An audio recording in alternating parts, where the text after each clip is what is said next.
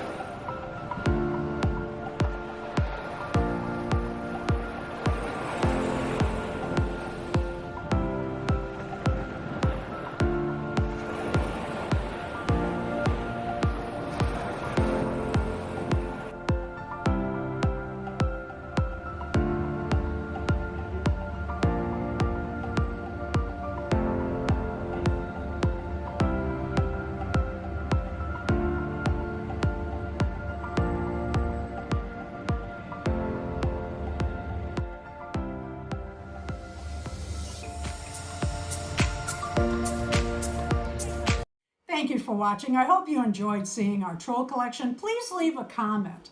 Do you collect trolls? Did you have them when you were a child? What is your favorite troll? Please leave a like and subscribe.